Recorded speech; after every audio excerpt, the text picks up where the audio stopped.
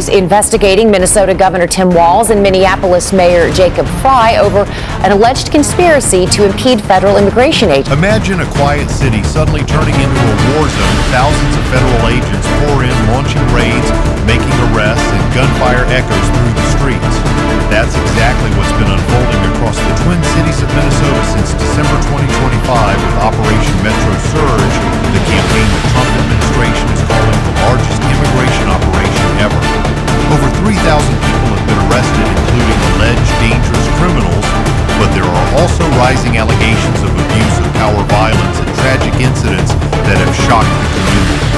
Behind it all is a massive welfare fraud network worth hundreds of millions money taken from your tax dollars that may have ended up in the hands of criminals.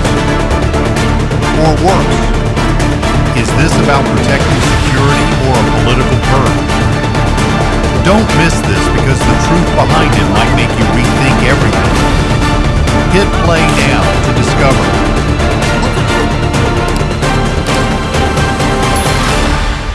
In early December 2025, the Trump administration appeared to launch a sweeping campaign known as Operation Metro Surge in the Twin Cities area. According to statements from the Department of Homeland Security, the operation targets individuals with active deportation orders, particularly those labeled as dangerous criminals.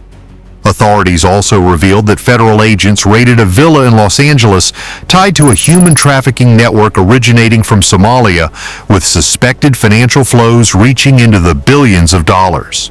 This may be only a fragment of a much larger picture, but it has already set off a chain of prolonged, highly controversial events. The campaign kicked off with close coordination between ICE, Border Patrol, and multiple federal agencies mobilizing hundreds of agents from across the country.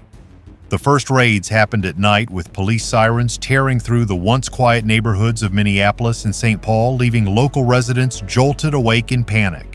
Early statements from the Department of Homeland Security portrayed the effort as a push to restore order and remove dangerous elements that had allegedly exploited sanctuary policies to hide.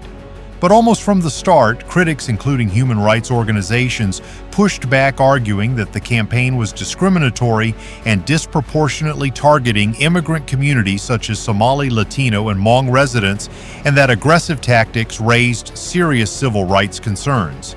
Then ICE announced that Operation Metro Surge had arrested over 400 people with serious criminal records in just the first few weeks, including gang members, sexual predators, and violent offenders that officials claimed had been freed under local sanctuary policies, a statement meant to show the operation's effectiveness. Early numbers like these were widely circulated by federal authorities, but have also been challenged as politically motivated and potentially inflated by critics. By January 2026, the total had climbed to over 3,000 arrests, with thousands of agents mobilized from ICE, Border Patrol, and other Department of Homeland Security units deployed across the Twin Cities and greater Minnesota under what DHS calls its largest immigration enforcement operation ever. The agents were fully equipped from armored vehicles to advanced surveillance gear, operating in small units as they raided homes, businesses, and even local markets. Every arrest was meticulously documented, with criminal records publicly released to reinforce claims of the campaign's legality. Yet behind the striking numbers lie deeply tragic personal stories. Families ripped apart, children forced to watch as parents were handcuffed and taken away, and innocent individuals swept up simply because of incomplete or outdated paperwork. Critics argue that the operation went far beyond targeting hardened criminals, expanding to include immigrants with no criminal records at all, fueling a climate of fear that spread rapidly throughout the community. But what shocked people most was this: the campaign appears to have uncovered something far larger beneath the surface. An almost billion-dollar fraud empire allegedly funneling millions of dollars overseas and even suspected of links to terrorist networks.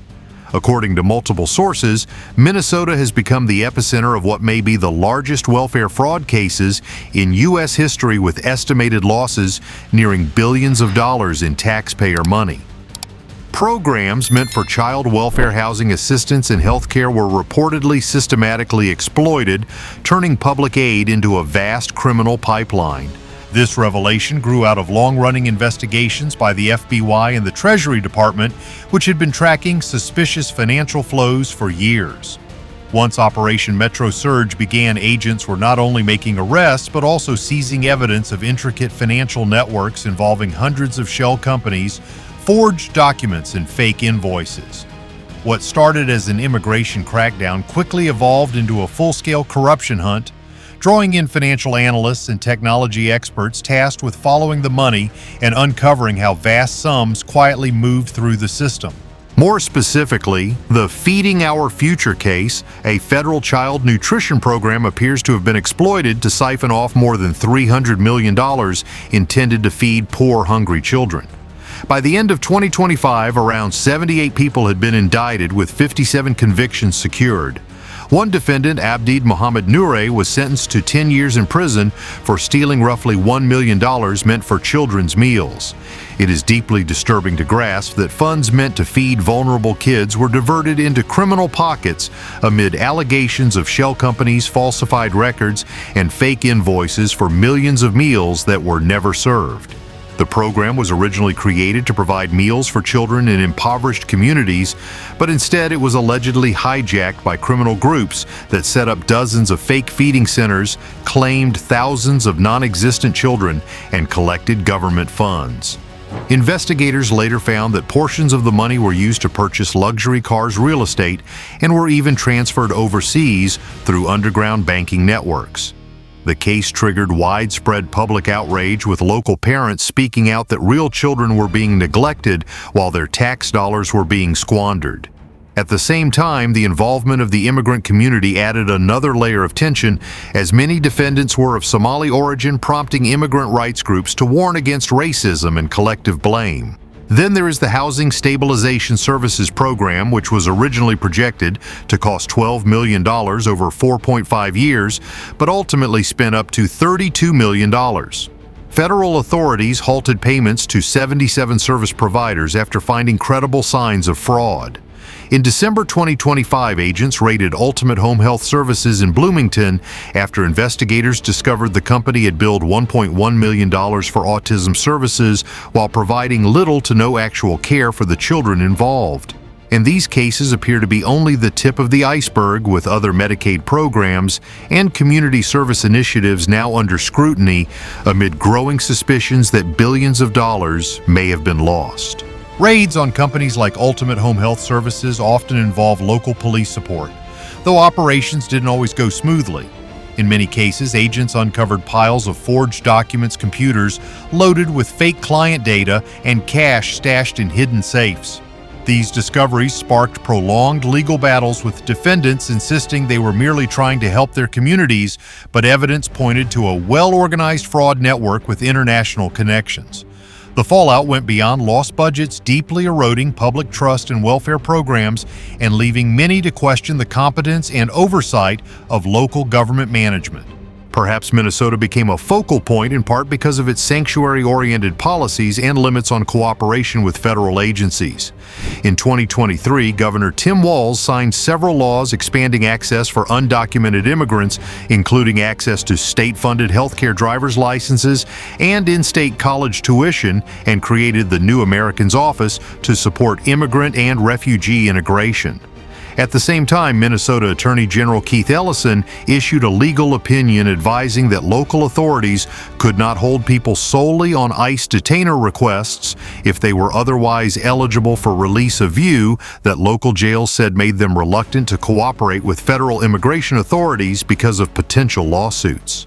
These policy decisions have become central points of tension as the federal government cites them in justifying its larger enforcement efforts.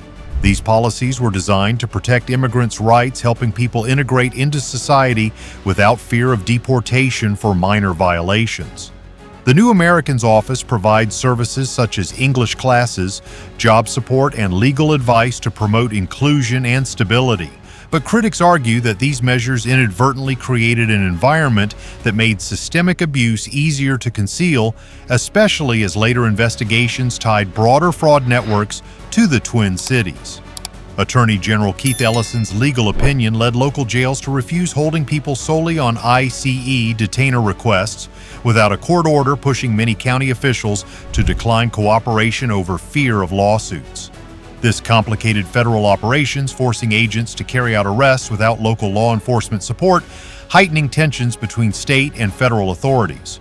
The resulting clash fed into Operation Metro Surge's broader controversy, including fatal shootings by federal agents that sparked lawsuits and protests, leaving many Minnesotans divided over whether sanctuary-style policies protect vulnerable residents or inadvertently undermine public safety and public trust. The city of Minneapolis passed ordinances preventing local police from initiating stops or detentions based solely on ICE administrative warrants, effectively limiting city resources from being used for federal immigration enforcement unless a judicial warrant existed. In September 2025, the U.S. Department of Justice sued Minnesota-Minneapolis-St. Paul and several local officials, claiming that these sanctuary policies unlawfully obstructed federal immigration efforts and created a backdoor for criminal suspects to avoid deportation. Federal authorities argue the rules interfere with enforcing federal law, while local leaders maintain that their policies remain fully compliant with state law and constitutional protections, insisting they continue to cooperate with federal authorities where legally required. The Department of Justice lawsuit argued that sanctuary policies violate federal law specifically. Section 1373 of the Immigration and Nationality Act, which requires local authorities to cooperate with ICE and prohibits restricting the sharing of immigration status information. Minnesota officials countered that their policies are designed to protect residents' constitutional rights and prevent discrimination based on immigration status while maintaining community trust and complying with state law. The legal battle has dragged through multiple court sessions, with both sides presenting extensive evidence and expert testimony. Meanwhile, the streets of the Twin Cities have grown increasingly divided, with some advocating for stricter immigration enforcement to protect public safety, while others raise alarms over civil liberties, human rights, and the aggressive tactics of federal agents, including multiple fatal shootings during Operation Metro Surge. As Operation Metro Surge continued, resistance in the Twin Cities grew stronger, with large protests and clashes between federal agents and demonstrators lasting for weeks. Protesters flooded the streets of Minneapolis and St. Paul, demanding an end to the ICE operation after multiple fatal shootings by federal officers sparked outrage and heightened tensions. In some cases, crowds blocked enforcement actions, prompting authorities to call for backup due to dozens of opposing protesters, while activists openly trained people to intervene in federal operations. Although local police did not always directly assist federal agents, protesters were frequently met with tear gas, flash grenades, and arrests, escalating the conflict and drawing national attention. The confrontations highlighted deep divisions over immigration enforcement, civil liberties, and community safety, fueling legal battles and ongoing debates about the appropriate use of force during such operations. Many of these protests were organized and amplified on social media, where activist groups shared information about upcoming raids and urged people to protect the community. Some demonstrations escalated into physical confrontations, with federal agents deploying crowd control tactics such as tear gas and handcuffing individuals deemed overly aggressive. Organizations like the ACLU documented dozens of alleged incidents of excessive force, including the pushing down of elderly protesters and the use of police dogs to disperse crowds. Videos capturing these events were widely circulated online, drawing international attention and criticism of the Trump administration's handling of Operation Metro Surge. ICE officials reported that attacks against agents surged dramatically, with assaults rising by roughly 1,150% compared to previous periods, a spike the agency attributes to heightened tensions and inflammatory public rhetoric. They called on sanctuary politicians, media voices, and activist groups to tone down language that could incite violence, warning that such rhetoric was creating a hostile environment for federal officers. Meanwhile, arrests under Operation Metro Surge continued to be announced daily with a worst of the worst list, including alleged child sex offenders, robbers, and drug traffickers. ICE emphasized that the rise in attacks was a direct result of local politicians and media portraying agents as an invasion force while defending their ongoing enforcement actions as necessary to protect public safety. In response to the rising tensions and deadly encounters during Operation Metro Surge, ICE stepped up training for agents on crowd control tactics and began deploying body-worn cameras to record interactions amid intense scrutiny over use of force transparency and civil rights concerns. Federal officials said this was meant to protect both officers and the public by providing objective records of enforcement actions.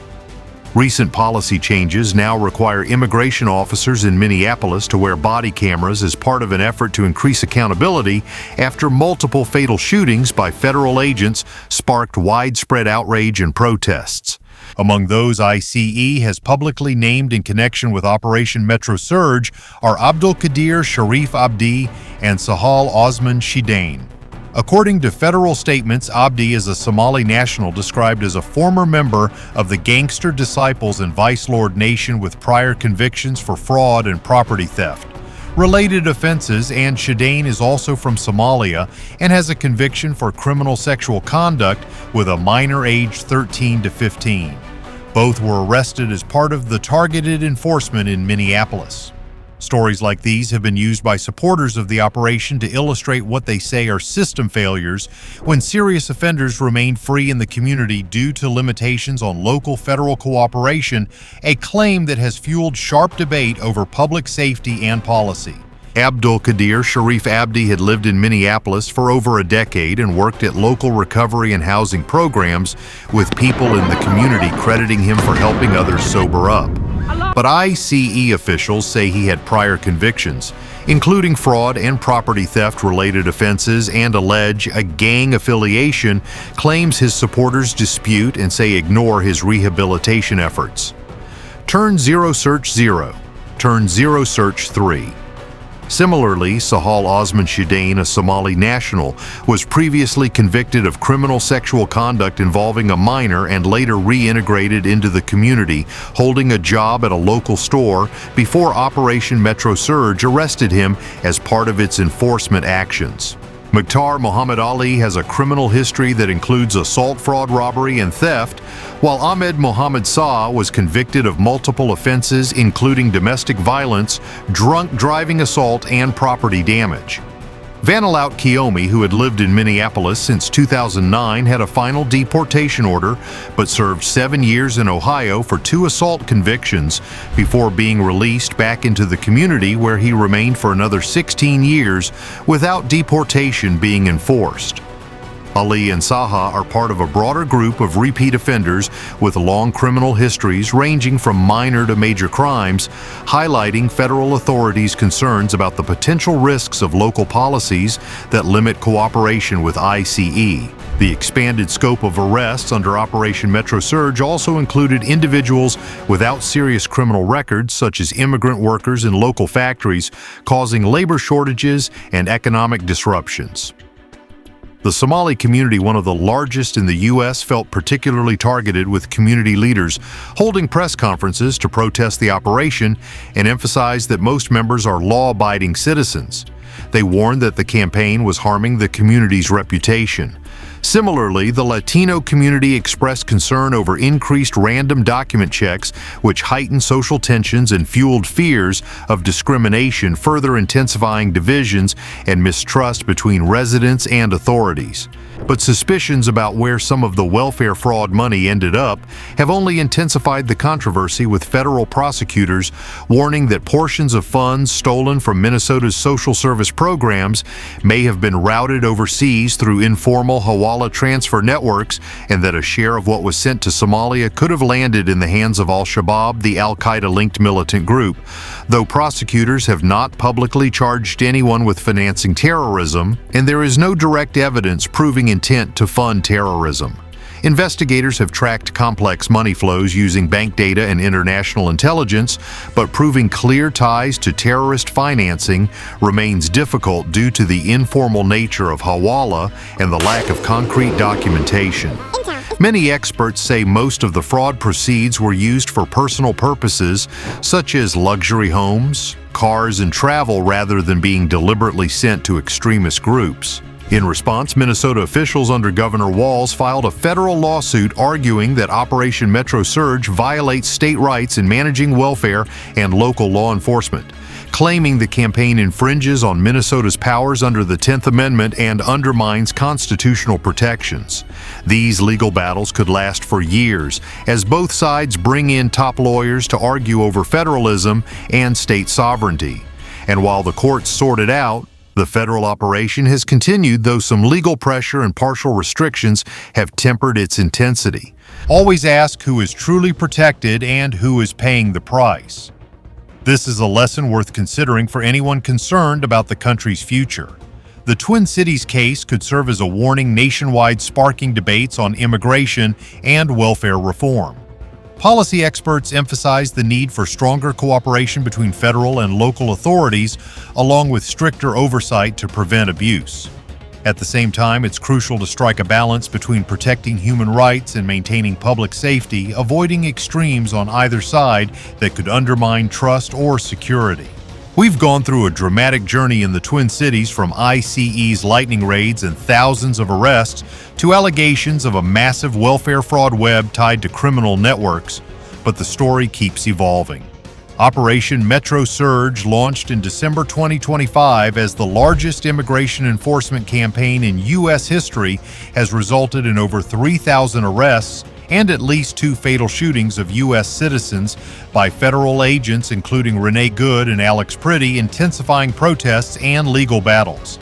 Federal authorities say the operation is necessary to protect public safety and root out crime, while Minnesota officials argue it violates state rights and civil liberties under the 10th Amendment, leading to lawsuits that could reshape federal-local relations for years. What do you think about Operation Metro Surge? Do you support the Trump administration's strict immigration measures, or are you more concerned about human rights and potential abuse of power? Drop your thoughts in the comments below. I'll read and reply to every single one. Don't forget to like, share, and subscribe so you don't miss the next hot stories. This discussion could spark new perspectives on everything from economic impacts to social issues, and hopefully encourage everyone to explore the complexities of immigration in America more deeply.